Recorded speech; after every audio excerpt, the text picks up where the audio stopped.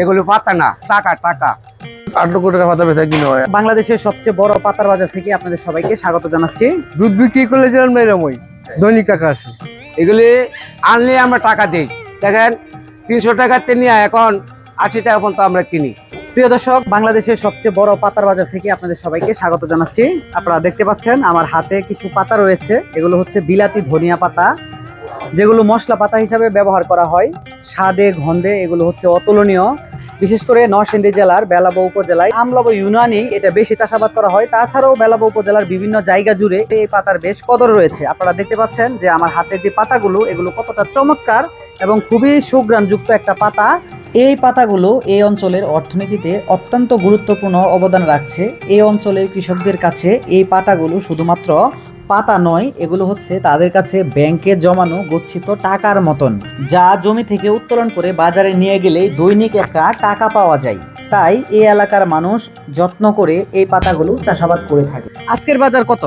80 টাকা বাজার। 80 টাকা। আর যখন প্রথম ছিল প্রথম তো 300 টাকা দিন প্রথম। 300। আচ্ছা, তাহলে 300 টাকা থেকে শুরু করে আজকে 80 টাকা চলে আসছে।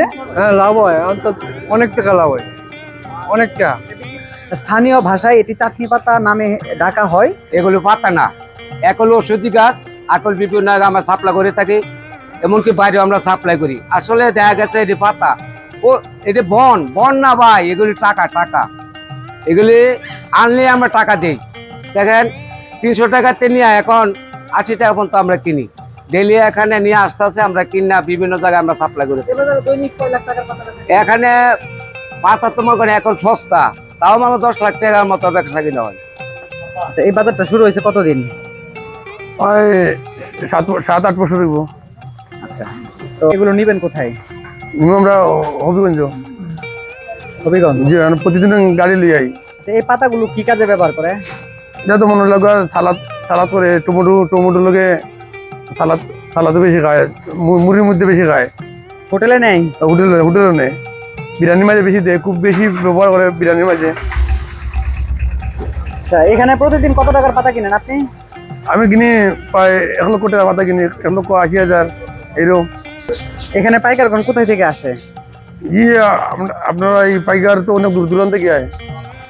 আজকে কিনছি প্রায় 1 টন হইব। 1 টন? 1000 কেজি। আচ্ছা, পাতার সাইজ কি এখন? পাতার সাইজগুলো একটু দেখান তো। এটা কি ভালো পাতা? ওই পাতাটা খুব টেস্ট এই পাতাটা। এটা কি মুড়ির সাথে খাইতে ভালো লাগে? মুড়ির সাথে খাইতে পারলে, বিরিয়ানির সাথেও খাওয়ান যায়। ওই যে মুড়ির সাথে মানে পলিয়া ছোটো ছোটো করে খুব ভালো লাগে। প্রতিদিন এখানে কত টাকার পাতা বেচা কিনে আনুমানিক? ডেলি প্রতিদিন বর্তমানে 7-8 লক্ষ টাকা পাতা বেচা কিনা হয়। আর এরপরে মাল তো উঠালামা করে। এই পাতা কোন সময় 320 টাকা কেজি কিনি, আর বর্তমানে কোথাও 80 টাকা কেজি কিনতেছি। কোন সময় 320 টাকা কেজি কিনছি ভাই, 200 টাকাও থাকে কোন সময়। মানে রেট এক রেট থাকে না, তো উঠালামা করে। কালকেও যাইতে পারে 100 টাকা।